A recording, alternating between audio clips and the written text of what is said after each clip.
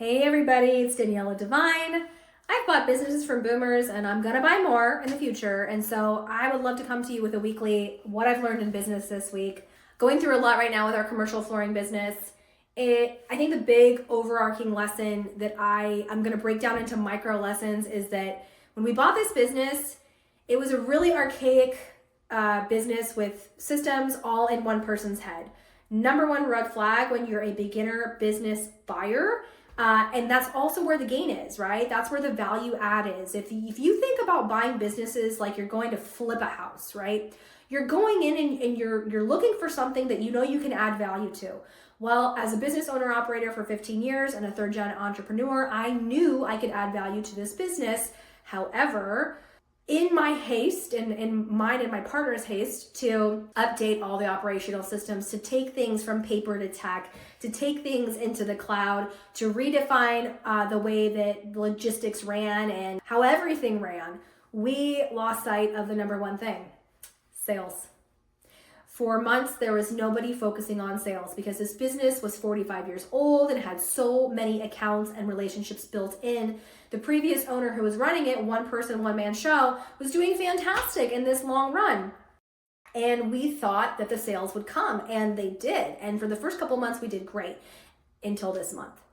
This month is historically one of the worst months in the entire 45-year company history. This is a stupidly obvious lesson. Sales cures all. But when you get into business buying and you think about like, okay, I'm buying a business, and this was in this state where the business was sort of steady Eddie, but there were so many holes in the lifeboat, right? You're going, I'm plugging the holes in the lifeboat, but I'm going to rebuild the lifeboat. It's going to look stronger. I'm going to go from wood to aluminum or whatever it is, whatever analogy you want to use. And I'll be honest with you, it was so much focus on making things so streamlined, and it has been amazing, insane value added to this business.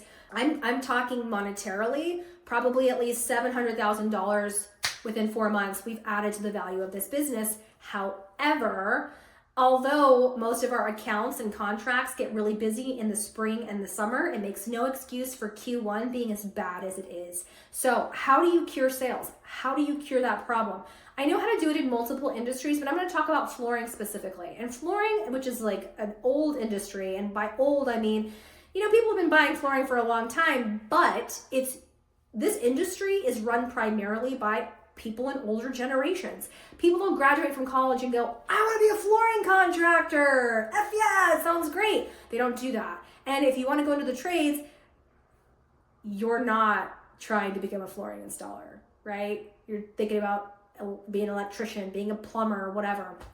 So in this industry, how you immediately increase and boost sales is a phrase that sounds crude, but it's the truth. You walk the street. You pack yourself full of business cards and you walk up and down the street and you hope to happen upon somebody that needs flooring, that's interested in flooring, that you can educate, capture, that you can measure for on site, that you can close, because every couple $1,000 matters.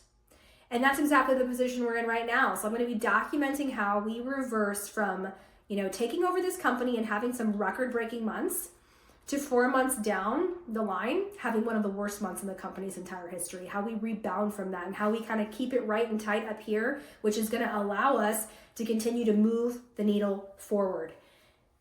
Even when you build yourself out of specific business roles and you bring people in to help you, the journey of oversight, of teaching the way that you feel the business should be ran, turns out it never ends.